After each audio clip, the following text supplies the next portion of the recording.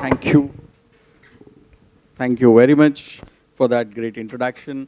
And we have a wonderful panel here while we speak on the topic which is relatively in today's world is important. Uh, while we are there, what we do, I think the important is transformation.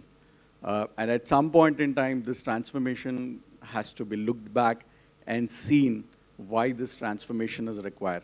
As we do what we do, we like what we do. And unless we change and we realize the potential of that change and the benefits once it is changed, then only we can understand what we were doing wrong. So this is all about how do we navigate the financial transformation in this uncertain world. And we have the topic. First, I would like to introduce Vaibhav. Vaibhav Joshi has been close to 20 plus, 2 decades of experience with NephroPlus. He's earlier dealt with telecom, retail, tech, and he's been instrumental in raising a lot of equity and debt fund rounds. And he's done close to 5 rounds now, I think, in equity and debt. So he's raised good enough money in terms of meeting investors, talking to him, and convince him to put the money in NephroPlus. NephroPlus is Asia's largest kidney dialysis center, with which welcome Vaibhav to this conference. Then we have Nishant. Nishant has been general manager at India in one of our companies, Wolters, Kluwer. His specialization has been in SaaS, EPM, supply chain, and the growth. So welcome, Nishant, for this panel session. Seema is a lot of people you would know. Seema has been here close to 25 years plus, ma'am. Yeah. And Dr. Reddy's, yeah, and more than 20 years alone in Dr. Reddy. She's worked in almost every area that you could name, and she is, whether it is business partnering, finance, internal audit, treasury management, cost reduction. I can go on. The list is very high. And with this, I welcome Seema for this panel session. We have Sachin.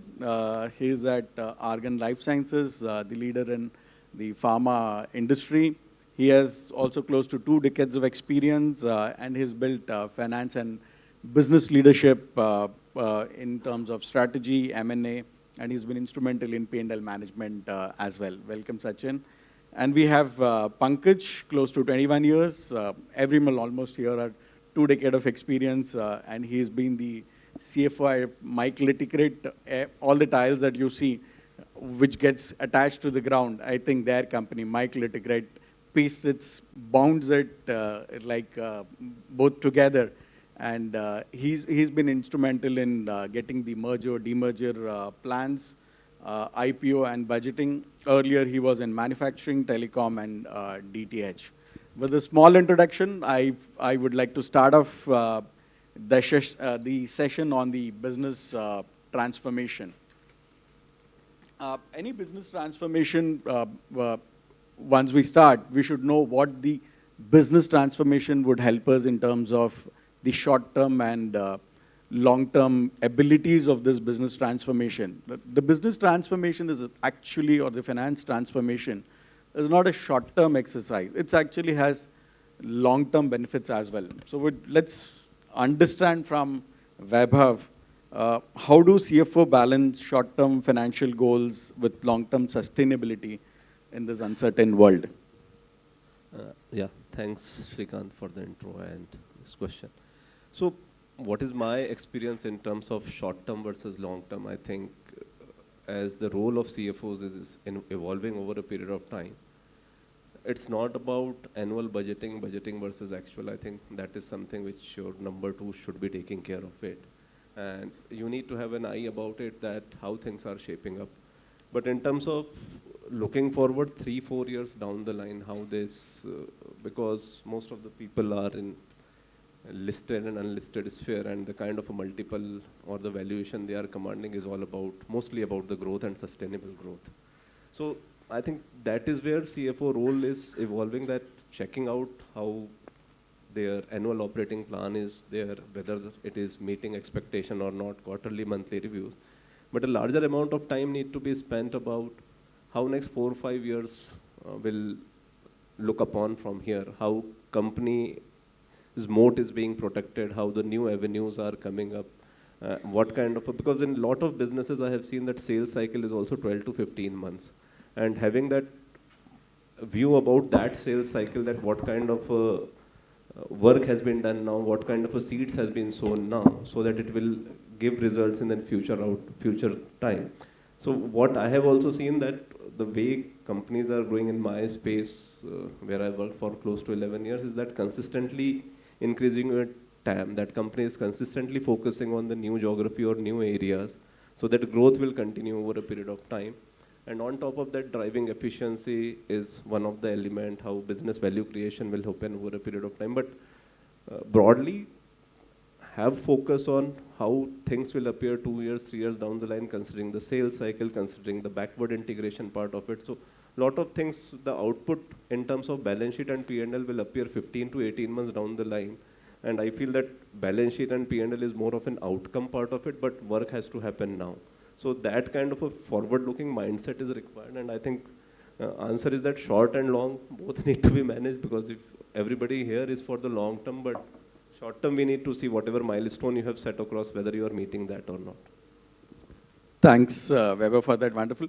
What do you say? A lot of transformation process do come in, right? So I would leave the thoughts open to other speakers and ask them, is what Vaibhav is saying, does it make sense that we should ignore short term and then focus on long term? Or short term mein to kuch hota nahi hai. A lot of people say, right, is bringing new strategy and other things. Kuch hone wala nahi hai, and then they say 1 mahina ho gaya, 2 mahina ho gaya, 3 mahina ho gaya, kuch nahi kiya. And I generally, this kind of a nature of the people is that it doesn't make maza nahi aa raha hai, whatever he's doing. So Pankaj, if you can share your just 1 or 2 minutes on that. So short term and long term both are almost equally important, because long term goal needs to be broken into a smaller goal, smaller objective, so that achieving long term will be much easier. So yeah, thanks. One point, Shrikant. Yeah, I just remembered that main economic principle, correct? In the long term, everybody is dead. Yes. Correct? So you have to live in the short term to enjoy or flourish in the long term. Yeah.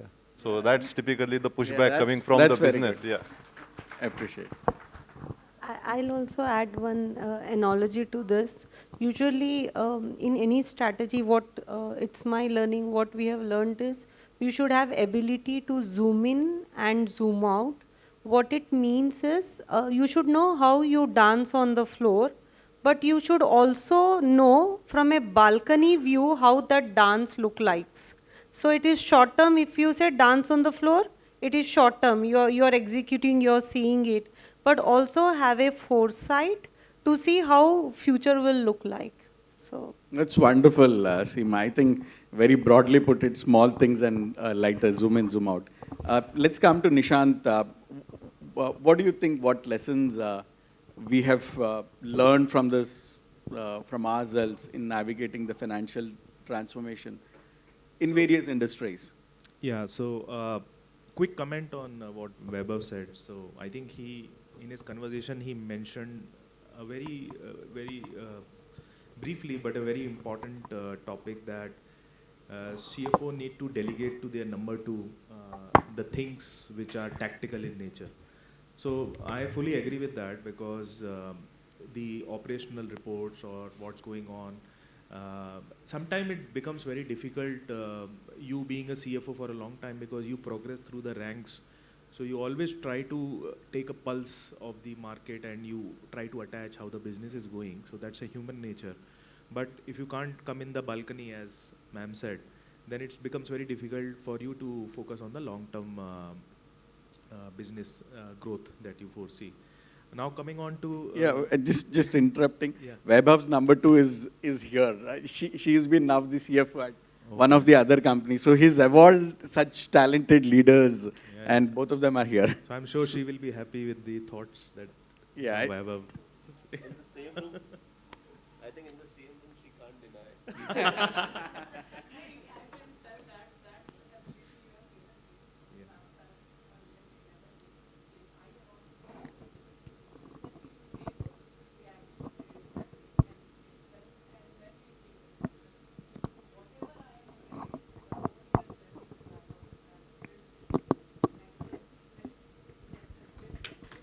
Thank you. So, along with being a good CFO, you are a good boss also. Testimony. Great. Thank you, ma'am. So, coming on to the question that how I have seen navigating CFOs, the turmoils of the business, and these are happening more often than not now. So, I spent 20 years as an outsider, but helping CFOs in various organizations that I worked with. I was in Hyperion. It was an old CFO solution that came to modern solutions, helping CFO in planning, budgeting, forecasting, consolidation, statutory reporting. So what I've seen is that earlier it was like once in a while process. Okay, let's do budgeting, and then every quarter we'll be just comparing actual with the budget. That was the only analytical task in FP&A team. But as we have moved now in 2024, what I'm seeing is that in almost all the industries, except the one who are monopolies, or there is no business change, all CFOs are trying to look at future by employing various tactics and technologies which are at their disposal. Subsequently, I will also talk about AI, and in the first session we heard about it. Sometime we technology companies are at fault because we confuse things so much, and every 2-3 years there is a wave of some new technology, right? So earlier it was BI, I'm talking about say 7-8 years back, then automation came in, bots, and then when COVID was going on, then it was looking like everything will boil down to supply chain, that will become the heart of the company. Then now we are talking about Gen AI and its consequences. So as the business is transforming, technology is transforming in various industries, there are stories of various transformations that are there. For example, in automotive, I've seen that earlier it was about produce, and just sell. But as you must have read recently, there is a lag in demand now. Our demand is becoming lumpy, so people are employing techniques to send this. So on those sectors which are more consumer driven, there is a lot of focus on using technology towards understanding customer demand and aligning it with supply. And very interesting to see that CFO is playing a key role there, because demand part, which is the sales, and supplying part, which is production, they both have their own different KRAs, and they want to work with those KRAs. And sometimes they are not working towards the common goal of the company. So CFO, as a, I will say, stakeholder from the board, from the company side, he has to bring them together, and using some technology, process, and people understanding, bring those changes. Wonderful. I think Nishant, you rightly said, I think technology changes every 2 years, right? Today we have something, tomorrow we have something. But I think technology should help people in navigating the business transformation, and you've put it rightly. Let's, Seema, what do you think the ethical implications of this predominantly financial transformation is? People redeployment, and how can we as in CFOs can help them effectively work on that? I'm going to share, because a live example. We are undergoing a financial transformation in our organization, and it's a very deep project. Various resources are involved in this. I'll just first give a very brief of the project, what we are doing very differently. What we have done, we have taken very aspirational targets for us. One, we have said that we are going to do our closing on day 1. That's one target from a reporting perspective.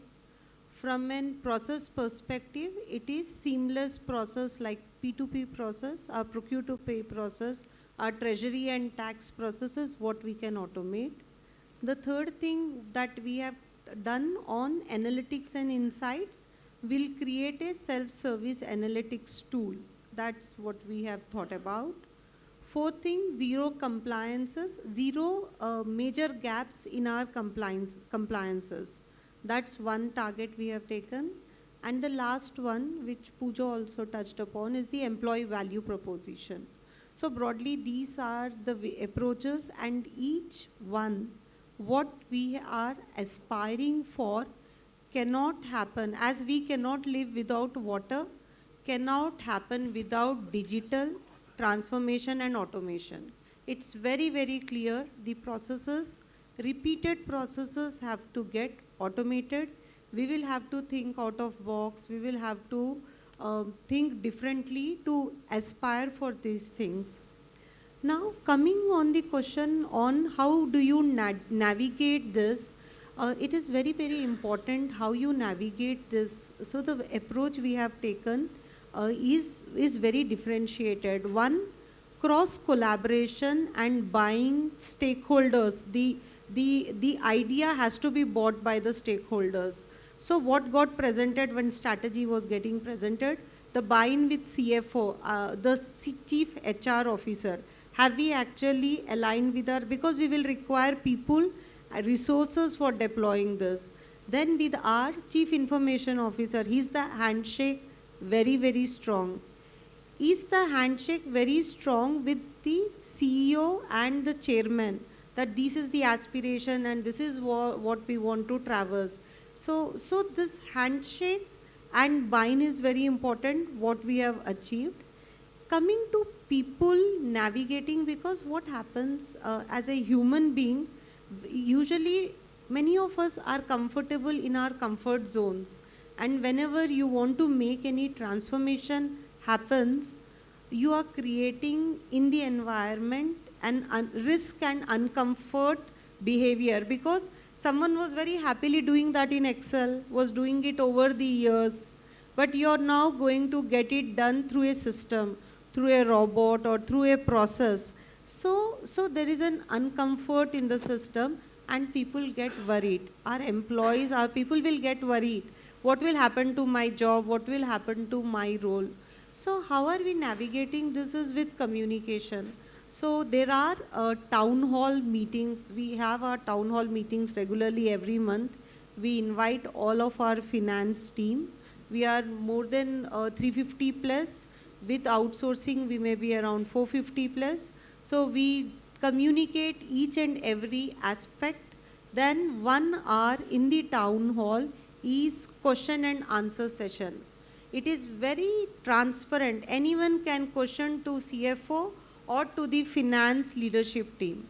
And the conversation is very open. We try to respond to all their questions.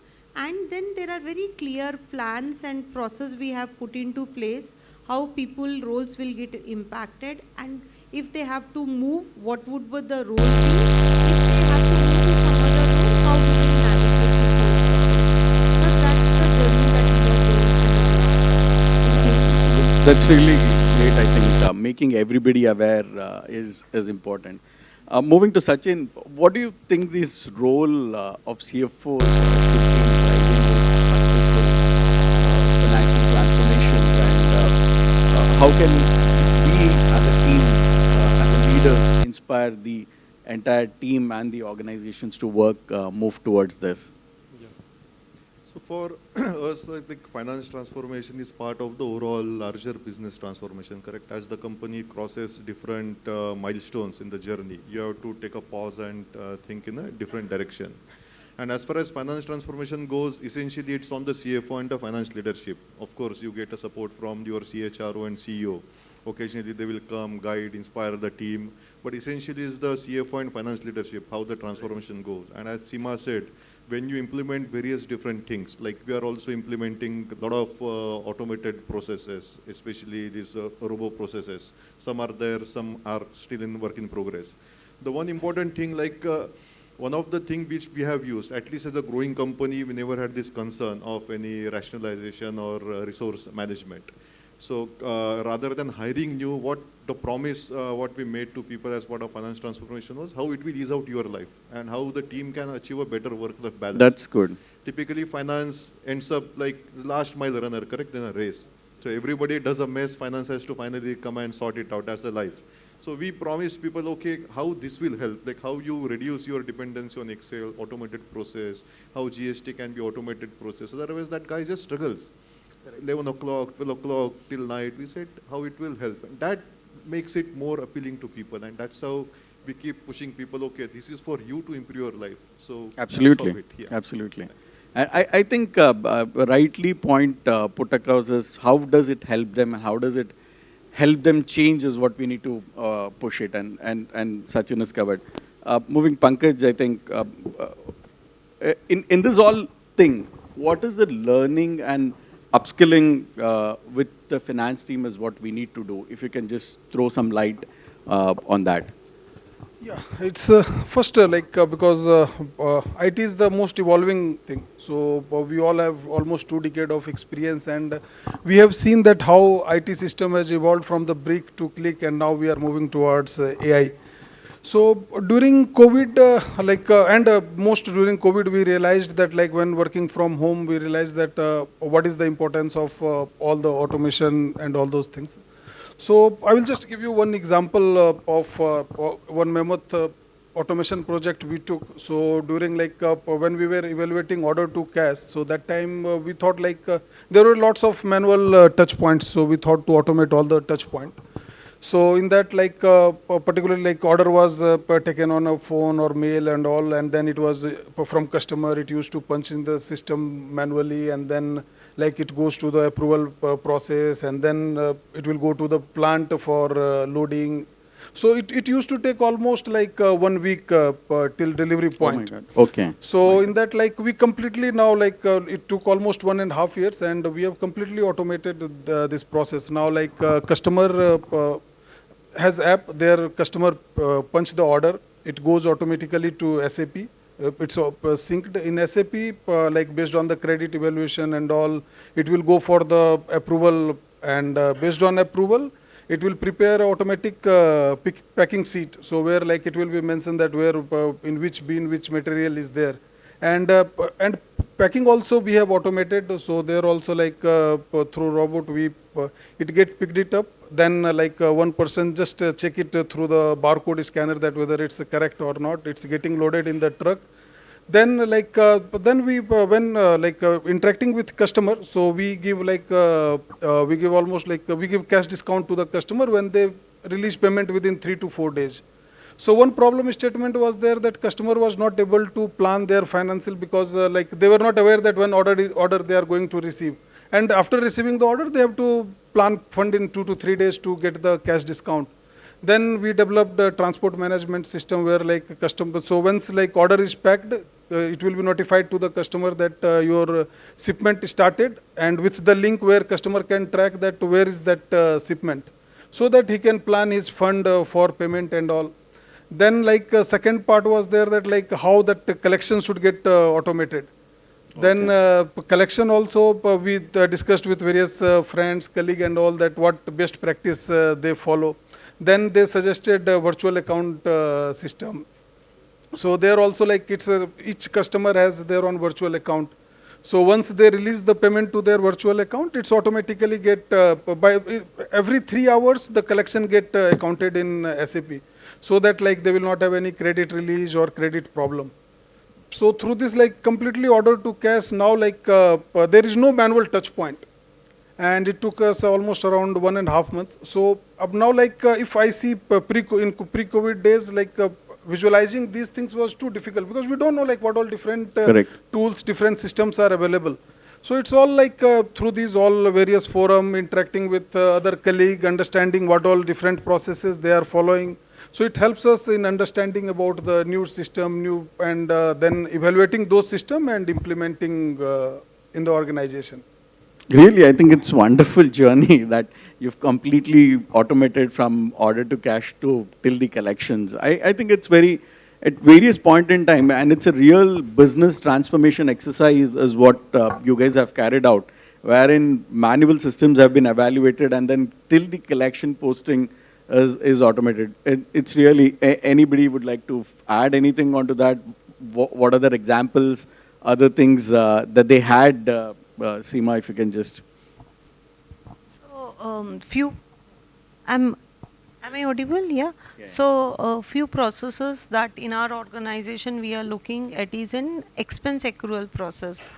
Now, the expense accrual process usually is a manual process, but the way we plan to automate is we have bifurcated into two methodologies. One, which usually are trend based. Many of your provisions, if you see, are trend based. You know, rental provisions, lease, electricity, the variations are not more than 2 to 5% every month. Such provisions, trend based, through RPA you can automate them. The other provisions which actually will depend on the user to determine what is the milestone that has been done. So those provisions, what we are doing is we are creating a workflow. The workflow is going to sit on SAP. It will pick up all the POs and the milestones. Then automated workflows will go to the user. The users have to respond to them and then they would come back to finance. Finance can validate and just accept and automatic entries will get accounted. So this is one example that we are working. Many such examples we have. Intercompany is one more. Revenue recognition, we have the consolidation systems, and many others are there in pipeline. Yeah, that's really wonderful. I think small baby steps like this, each one would result for you to lead a actual business financial transformation. And I would suggest each one try to be part of that business transformation exercise for you to learn more from it.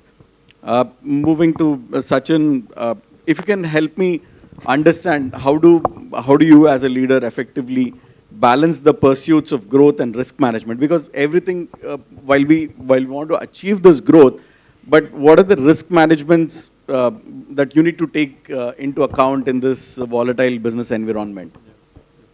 This is a dynamic thing, and of course, like in the previous presentation, we saw how the CFO and CEO have to really collaborate, and CEO and CMO have to really collaborate, because those are the two main C-suite people, correct, who are like pushing for growth finally, and that's their objective. There is no doubt. But what we also try to do is how do we really monitor the economic cycles, because there are many times. Like for example, in our industry was in a booming cycle for 4 or 5 years continuously. During the COVID also, the industry kept booming. Okay. And post-COVID, we have seen really the whole US interest rates going up and all the funding went down. And we are at kind of a bottom improving cycle. And that's where this whole question comes. No, in any case, we have to show growth, correct, for the investors to our competition and all. And the key elements are like, is the growth coming, it's the profitable growth, correct? And of course, within that growth also we bifurcate, is the growth for the sake of it, or you are actually trying to snatch market share from your next competition. That growth is welcome, if you are snatching a market share from your next competition. But also balancing between pricing and then the capex and other investments which are required. Because in various companies with multiple business units, like us also, there are various business units where you invest in some, but the growth is coming from somewhere else. So this capex investment is not yielding results. The other growth demand capex. So that's where we are trying to balance it out. Like how do we really put more resources on the unit where you invested? Because there was a reason to invest. And tailwind growth can come anywhere. And that's where we have to really balance. We are trying to get some operational improvements, little creative improvements rather than pushing for more capex. So that investing at the right cycle, that's the key element, at least as a CFO, which we try to bring in. And it's easy to quickly invest in the boom cycle, but the boom never continues for life. It's a 3 to 5 year, and that the difficult down is where you have to really manage the things. Correctly so. I just wanted to add and know your thoughts additionally. I think you raised one very important point in this is addressable market, where while you scratch that addressable market from your competitors, or you create a new addressable market kind of thing. That point, I just want to know, how do you differentiate from taking the market from the existing players and or creating a new market? Your thoughts on that? So in a difficult situation, new markets are not getting created easily. It's very difficult. So your investment on creating a new customer is very, very high. It's time consuming, it's resource consuming. It is easier relatively to snatch a market share from your competition. And therefore, then we Just drop the prices maybe. Not prices especially, but prices, differential quality, what you can offer, different customer experience, what you can offer. And that's always a welcome growth because that doesn't need dramatic high investment, but it's relatively manageable also. Thanks for that. Nishant, coming to you, what do you think CFOs leverage on their analytical toolkit to adapt to this, both external and internal dynamics of it? Yeah, thanks. So, as promised earlier, I will discuss a little bit on AI because I am representing the technology side in the CFO panel. So, see, things are becoming very interesting now because everyone is aware what is available from the technology stack in the market, including CFOs. They attend conference, they do these courses on Coursera and LinkedIn Learning. I have seen some of the CFOs continuously learning about what is happening in the technology. And sometimes it becomes confusing also. So like when we talk about AI today, that let's leverage AI for Office of Finance. Now, the use case can't be just asking questions like ChatGPT and getting the answers, because that may be the use case for me to draft a good email to my customer, but not for the CFOs. So, but what we have done as a company, and many other companies are doing it, we are looking at AI, that how we can make things easier for Office of Finance. So what AI does very well is automating the repetitive tasks, and also looking at vast amount of data and figuring out what is the story in this data. So the way I've seen best companies using AI in their toolkit is looking at something like, say, data mapping or anomaly detection while doing the processes. So when you take the huge amount of data, for example, say from SAP, for say planning process, then you need to see that what are the anomalies on the data. Are these trends not normal because of some seasonality or some specific event? So AI can tell you that. Maybe for human, it becomes a very difficult task going through vast amount of data and get this information.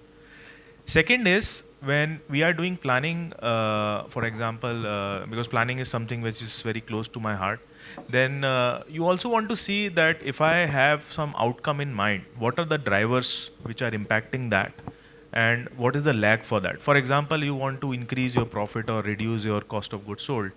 So you want to see that what are the factors which are there in my data and what are the other factors in the market, and I want to combine and look at some holistic view. So there AI can help you looking at that this particular outcome is impacted 20% by, for example, your material cost. And this material cost is a 2-month lag on your profitability. So it hits your P&L in 2 months of time. I'm just giving an hypothetical example. So these things AI can do very well. Other areas where AI can do well is basically the reporting and analytics. So for example, we have built a solution called Intelligent Disclosure. So all your Schedule 6, notes to accounts, annual reports, presentation, you collate vast amount of numbers and textual information. So we have partnered with Microsoft, and we have created a local GPT instance for the companies who subscribe to the solution. So there what can happen is all the numbers will come directly from the analytical database. So you will have the profitability, profit and loss, all those things coming directly from the database that we create over top of your systems. And the text is written just like we write the email in ChatGPT. So, and that's also a draft because someone has to go through, sit and improve. So there is a workflow embedded in this. So first draft of the annual report, for example, will come out from Copilot, Microsoft. And then you can further improve it by distributing the sections of your annual report to various stakeholders.